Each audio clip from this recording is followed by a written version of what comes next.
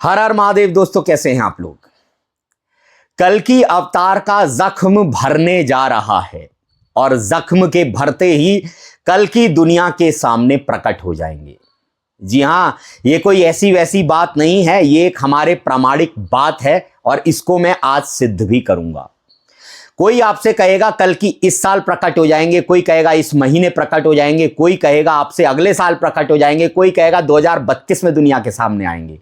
पर मैं आज आपको एक ऐसी निशानी बता रहा हूं जिसके बाद कल्कि 100% दुनिया के सामने प्रकट हो जाएंगे। और वो है कि जिस दिन कल्कि अवतार का जख्म भर जाएगा पूरी तरह, उस दिन कल्कि दुनिया के सामने प्रकट हो जाएंगे। अब सबसे पहले बात कर लेते हैं कि ये बात मैं किस रेफरेंस से आपको बता रहा हूं। दोस्तों, राजस्थान में कल्कि भगवान का एक मंदिर है और उस मंदिर पर एक घोड़ा है जिसके ऊपर कल्कि अवतार विराजमान है और उस घोड़े के पैर में एक जख्म है, एक घाव है जो कुदरती भरता जा रहा है। और वहां के लोगों की मान्यता है कि जिस दिन ये घाव पूरी तरह भर जाएगा उस दिन कल्कि अवतार दुनिया के सामने प्रकट हो जाएगा। और ये बात बिल्कुल सत्य है, लेकिन केवल हम इसको समझ नहीं पाते हैं। दोस्तों, हमारी दुनिया में जो भी प्रतीक रूप से होता है, जो भी असली में होना होता है, वो पहले प्रतीक रूप से होता है। जैसे आपके मंदिर में जो भगवान की मूर्ति है वो प्रतीक है, असल में भगवान कोई और है। जैसे आप एक फॉर्म भरते हैं तो उस पर एक फोटो चिपकाते हैं कि आप ऐसे दिखते हैं, असल में फोटो में तो आपका एक रोम भी नहीं है, तो फोटो आपका प्रतीक है कि आप ऐसे दिखते हैं। ऐसे ही वो जो जयपुर में राजस्थान में मंदिर है वो भी प्रतीक है जो कल्कि अवतार की एक लीला को हमें दिखा रहा है। अब इस लीला को हम बहुत गूढ़ता से समझते हैं, बहुत ध्यान से इसको समझिए, तब आप वहां का रहस्य समझेंगे। दोस्तों, वहां पर कल्कि अवतार के पैर में कोई चोट का निशान नहीं है, लेकिन उनके घोड़े के चोट का निशान है। अब इसको हमें समझना होगा। यह हमें यह दर्शाता है कि भगवान तो अजन्मा है, निराकार है, उन्हें कोई जख्म नहीं दे सकता, उनके कोई खून नहीं निकल सकता, लेकिन जो उनका घोड़ा है जख्म उसके ऊपर है। मैंने आपको बताया था कि भगवान जब लीला करते हैं तो वो भी जब अवतार लेते हैं तो वो मां के गर्भ से, योनि से पैदा नहीं होते। भगवान अजन्मा है, वो परकाया प्रवेश भक्त के अंदर प्रवेश करते हैं। यानी दुनिया का जो सबसे बड़ा भक्त होता है उसके अंदर भगवान की शक्ति प्रवेश कर जाती है, और ऐसे होता है कल्कि अवतार। अब हमारे शास्त्रों में या फिर जो बताया गया है कि कल्कि अवतार घोड़े पर बैठकर आएंगे और तलवार से राक्षसों का नाश कर देंगे, असल में वो घोड़ा और कोई नहीं है, वो घोड़ा एक इंसान है जिसके ऊपर कल्कि की शक्ति सवार है। यानी एक ऐसा भक्त इसी दुनिया का, हमारी इसी दुनिया का, जिससे भगवान बहुत ज्यादा प्रसन्न है और उसके ऊपर भगवान की शक्ति सवार है, कल्कि भगवान की शक्ति सवार है। तो भगवान को कोई चोट नहीं लग सकती, इसलिए कल्कि भगवान के पैर में कोई चोट का निशान नहीं दिखाया है। लेकिन घोड़ा जो मानव है, जिसके ऊपर कल्कि सवार है, मानव को सब कुछ वो पीड़ाएं होंगी जो एक इंसान नॉर्मल को होती है। इसीलिए कल्कि भगवान के घोड़े के चोट का पैर का निशान है, और वो जख्म जब भर जाएगा पूरी तरह, उस दिन कल्कि भगवान सबके सामने प्रकट हो जाएंगे।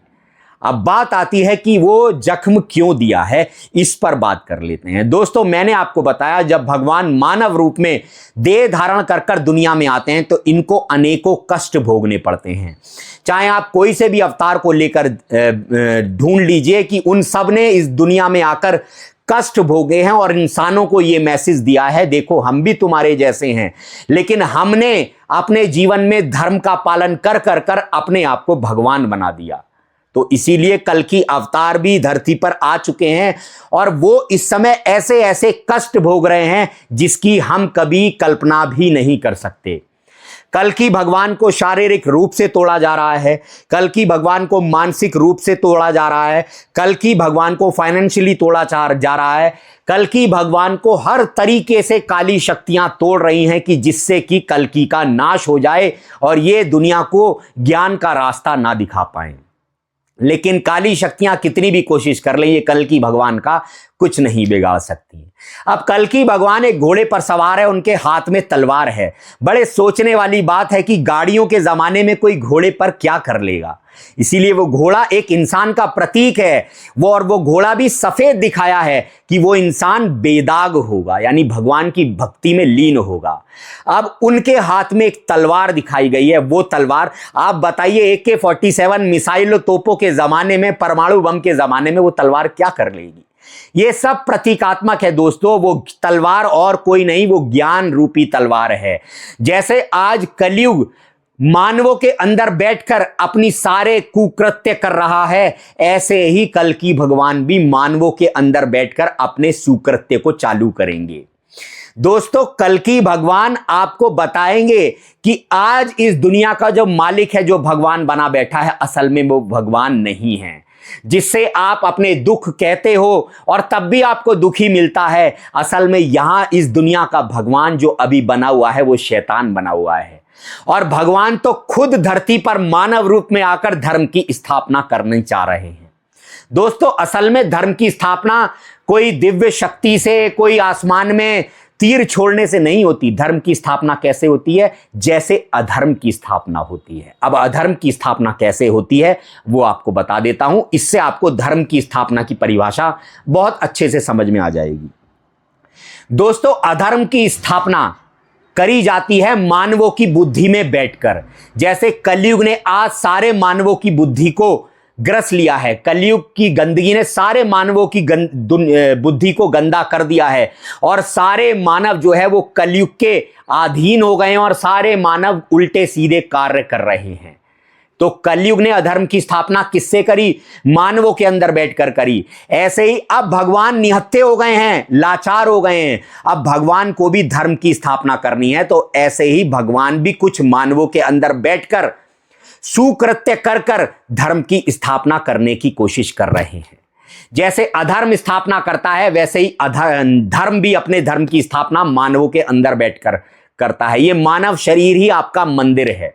रामचरितमानस में भी ये बात दी है। रामचरितमानस में दिया है, कलिमल ग्रसे धर्म सब, लुप्त भये सदग्रंथ, और दंभिन निजमत कल्प कर, प्रकट कियो बहुपंथ। कह रहे हैं कलयुग की गंदगी ने सारे धर्मों को ग्रस लिया है, सदग्रंथ जो हैं वो लुप्त हो गए हैं, और दंभियों ने, पाखंडियों ने अपनी मति से कल्पना कर करके अनेकों रास्ते चला दिए हैं कि ये रास्ता भी तुम्हारे भगवान की तरफ जा रहा है, ये रास्ता भी तुम्हारे भगवान की तरफ जा रहा है, ये रास्ता भी तुम्हारे भगवान की तरफ जा रहा है, और ये रास्ता भी तुम्हारे भगवान की तरफ जा रहा है। आज कलयुग ने अपने एजेंट जगह जगह पर बिठा रखे हैं। आप जितनी भी पूजा साधना कर रहे हैं, सब काल की साधना कर रहे हैं, कलयुग की साधना कर रहे हैं। आपने एक पीके पिक्चर देखी होगी, उसमें भी आप बोला गया था कि ये रॉन्ग नंबर है, रॉन्ग नंबर है। हम सब की कॉल जो है वो रॉन्ग नंबर पर जा रही है।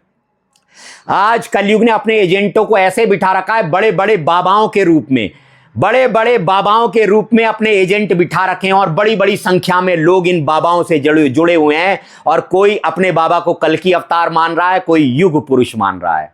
और ये बात भी हमारे रामचरितमानस में लिखी है कि ऐसे अधम मनुज सतयुग त्रेता नाही, द्वापर कछु बंदे और बहु होए कलयुग माही। कह रहे हैं ऐसे अधम नीच मनुष्य द्वापर और त्रेता में बहुत कम होते हैं। द्वापर में थोड़े होंगे, त्रेता में और थोड़े होंगे, कलयुग में तो इनके झुंड के झुंड होते हैं। और सारे आज हमारे लोग जो हैं इन झुंडों के झुंड के पीछे पागल हुए हैं और 84 लाख योनियों में फंसे पड़े हैं। हम सब कलयुग के एजेंटों की पूजा कर रहे हैं, और जो असली भगवान है वो तो दर दर की ठोकरें खा रहा है।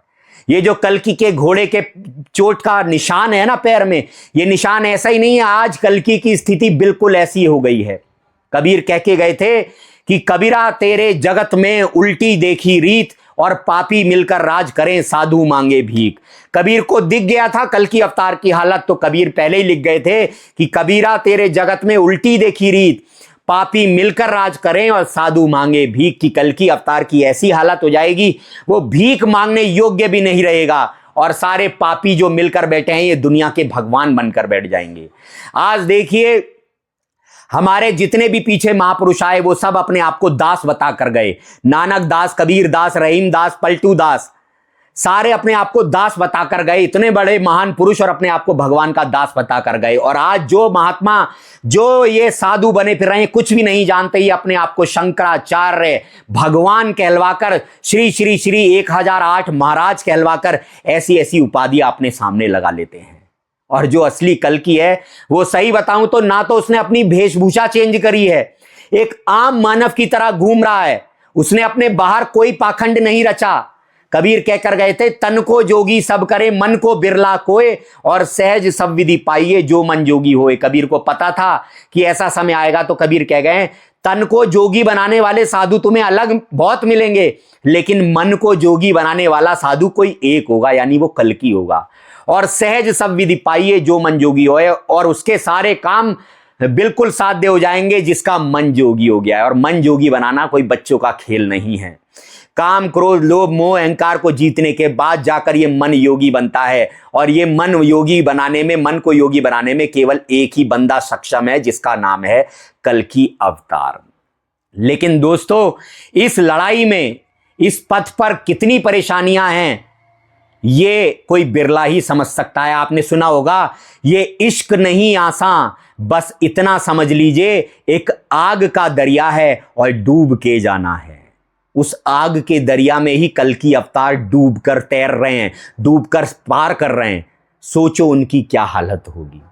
इस समय कल्कि अवतार की ऐसी हालत है जिसको बयां नहीं कर सकते। वो रोज तड़पते हैं, उनकी आह निकलती है। आपने गेम खेला होगा शतरंज, सत्य है पर रंज है। सत्य की स्थापना तो होगी, लेकिन इसमें पहले बहुत रंज होगा। इतनी बुरी पीड़ा भोगनी पड़ेगी कल्कि अवतार को। क्या राम और क्या कृष्ण ने पीड़ा भोगी होगी, क्या बुद्ध ने वो पीड़ा भोगी होगी जो आज के समय में कल्कि अवतार को भोगनी पड़ेगी। और अब धीरे धीरे इनकी पीड़ाओं का अंत होता जा रहा है, क्योंकि अब इनकी परीक्षाएं जो है वो खत्म होती जा रही हैं। क्योंकि सोना जब तपता है तभी निखरता है, ऐसे ही कल्कि अवतार को बुरी तरह तपाया जा रहा है। लेकिन अब इनकी जो परीक्षाएं हैं वो खत्म होती जा रही हैं। और जैसे ही कल्कि अवतार को हर तरीके से संपन्न कर दिया जाएगा, शारीरिक रूप से बिल्कुल पुष्ट कर दिया जाएगा, मानसिक रूप से पुष्ट कर दिया जाएगा, और फाइनेंशियली रूप से जब पुष्ट कर दिया जाएगा, तब कल्कि पूरी दुनिया के सामने आएंगे। और ये क्यों जरूरी है, ये मैं आपको बताता हूं। आज मान लीजिए आप एक अपने एरिया के गरीब से आदमी हैं और आपकी किसी एमएलए से लड़ाई हो जाए, तो जीतेगा कौन? एमएलए जीतेगा। किसके बल पर? पैसे के बल पर, क्योंकि वो संपन्न है, उसके पास सब कुछ है। तो ऐसे ही कल्कि अवतार भी आज अगर दुनिया के सामने आ जाए, तो आज दुनिया उसे ही जेलों में डाल देगी, कुछ भी कर देगी उसके साथ, क्योंकि मानव रूप में है भगवान। मानव रूप में कोई चमत्कार तो करते ही नहीं है। इसीलिए भगवान सबके सामने आएगा तभी जब वो इन सबसे टक्कर लेने लायक हो जाएगा। और अब इनकी परीक्षा की घड़ी खत्म होती जा रही है। अब इनको हर तरह से संपन्न किया जाएगा, शारीरिक रूप से, मानसिक रूप से और फाइनेंशियली रूप से। और बहुत जल्द आप कल्कि के दर्शन करेंगे। और एक बात बता दूं, कल्कि अवतार इंटरनेट के माध्यम से पूरी दुनिया को दिखेगा। और मैं सही बता रहा हूं, आपने जैसे एक पिक्चर आई थी ओ माई गॉड, जिसमें कांजी लाल ने एक रोल निभाया था। पहले तो लोग उसे बुरा कह रहे थे जब वो धर्म की काट कर रहा था। जब आज के धर्माचार्यों की आकर वो काट करेगा, तो पहले तो लोग उसे बुरा कहेंगे, लेकिन जब वो देखेगा कि पूरी दुनिया को वो अपने उसमें अपने दायरे में लेता जा रहा है, उसकी बातें जब लोगों को चुभेंगी, इतनी प्यारी लगेंगी, तब लोग बड़े भयंकर समर्थन उसको देंगे। और वो दुनिया का एक ऐसा बादशाह बनेगा जिसे पूरी दुनिया प्यार करेगी। हिंदू, मुस्लिम, सिख, ईसाई, सारे धर्म मजहबों को वो एक सूत्र में बांध देगा और सबसे कह देगा कि कहां तेरे धर्म ग्रंथ में लिखा है कि दूसरों का खून कर, दूसरों को सता, कहां लिखा है मुझे बता। सबको वो एक सूत्र में बांध देगा और पूरी दुनिया उसके पीछे चलेगी। तब आपको पता चलेगा कि कल्कि अवतार कौन है।